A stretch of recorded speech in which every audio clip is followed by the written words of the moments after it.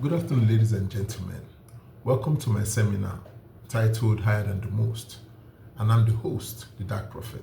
So, what I'll be majorly discussing in this seminar is this issue of drug use in the country, drug use and drug abuse in the country. It is a very hot topic presently in Nigeria. Every time you turn on the news, what you see is the NDLA arresting somebody for trying to transport drugs overseas or trying to bring drugs into the country. There are many times you see bags and bags of tramadol, codeine, marijuana, with people that they are arrested. So that's what I want to focus on this seminar on.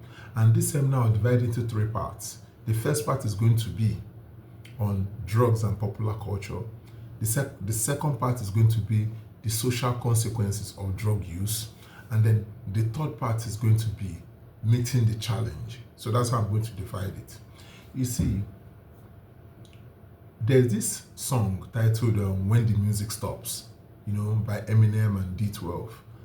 And I still remember that song today because the song was today, before the song starts, the artist was saying that sometimes it's difficult for fans to draw a line between what is reality and what is just music, and that's because in music, artists don't just sell you their songs, they sell you their impressive visuals, they sell you lyrics, and of course they sell you their persona, and the whole goal of the persona is for you to believe that all these things that they're showing you is who they are, is what they are about, and of course the persona has to be catchy for you to be a successful musician, and the thing is that when you look at Nigerian music today, based on research, more than 77% of Nigerian music, that's Afrobeats to be specific,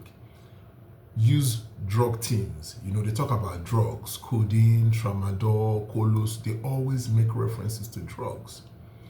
And while many may say, oh, that is just a song, it's not a big deal, but that's only because you don't understand that right now, Nigeria has the highest rate of drug use in Africa.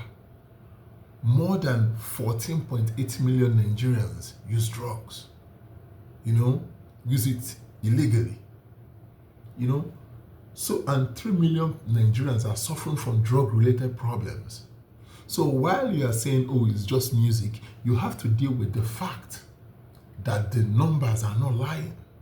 This is the reality. In Africa, Nigeria is number one when it comes to drug use. And a lot of this thing, it ties into the music, this Afrobeats, that is this booming Afrobeats that is dominating the world that we are so proud of.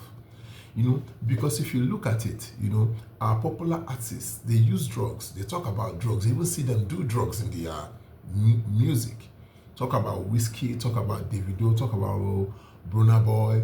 Some of their hit songs involve music. I remember Burna Boy's Last, I Need to Go and Sha You. It involves the use of drugs. So this is a reality that we have to face.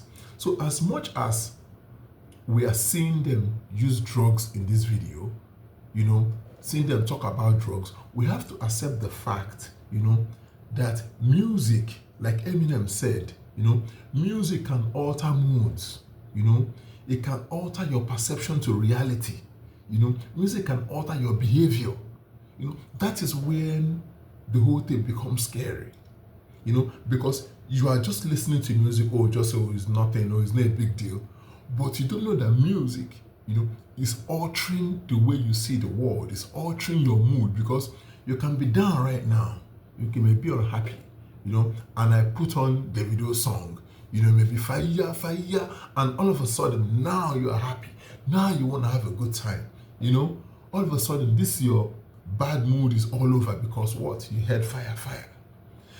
So when we are talking about, so that is why this issue is very important, because when you have music that alter moods, talk to people, change your perspective on things, when it starts becoming a vehicle that is being used to normalize drug abuse, to normalize drug use, then it becomes a problem.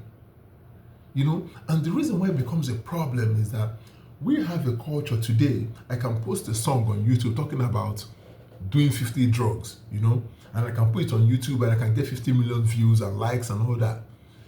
Nobody, nobody keeps what I mean by nobody tries to restrict access to certain kind of music. There's no restriction. It's not like the old days where we will not play some songs because they talk about drugs or they talk about promiscuity. Now you can post any song on YouTube and get views. They don't have to restrict you. You can talk about anything. And again, what makes it even dangerous is that you have young people listening to this music, impressionable young people who believe everything they hear. Since Wizkid talked about codeine in the last song, then that means Wizkid will be doing codeine. That means codeine. First, I'm going to go try codeine because Wizkid talked about it now. Young John talked about Kolos. Have you tried Kolos now? There's nothing bad there. If Wizkid talking about it, that means Wizkid uses Kolos now. We have impressionable young people that listen to this music. We have 10 years old, 7 years old, secondary school children, people going to universities, and these drugs, because they sing about it, they rap about it, they dance about it, and they talk about it. We have a country where it's now normal. It has become a normal thing. Using drugs is now, how do they say it? Yeah, it's a vibe. You do drugs, it's a vibe. If you have a party now and you have music, you have alcohol, and you don't have tramadol or codeine, then people now look at, or some molly, people now look at it like, man, what kind of party is this? That's where it's going to now. You need it in a party, because if you don't have it in a party, it looks like, oh, that's a boring party. That's people look at it, oh, this is Jehovah's Witness party, or this is Deeper Life party, or this is MFM party. A party where there is no alcohol, where there is no drugs.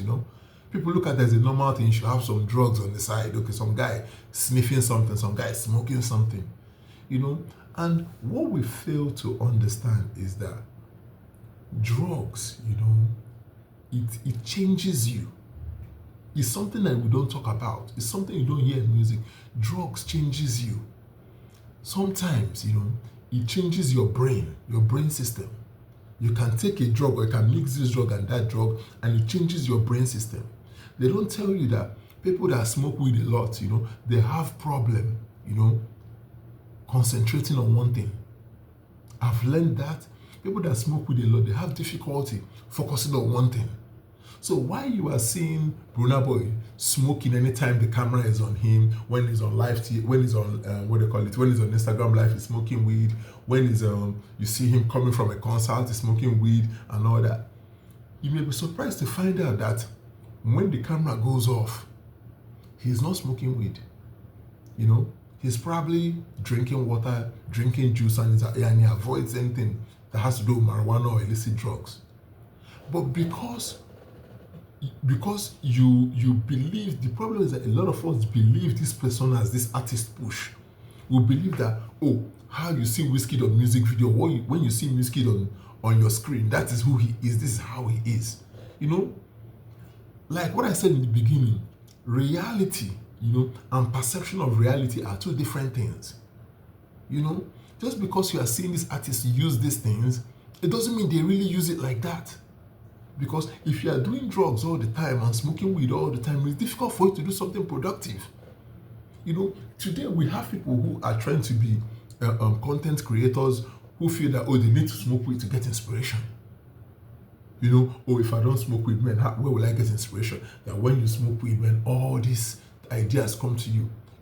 The funniest thing is that it's a myth that many people believe that, oh, you need to smoke weed to be creative. That somehow weed smoking or cocaine taking or taking opioids, somehow it brings about creativity. But what people fail to notice is that your favorite artist, it may shock you, are taking weed and all these things, not necessarily because it brings about creativity, but is a way for them to cope with the challenges of being a superstar of being a global icon.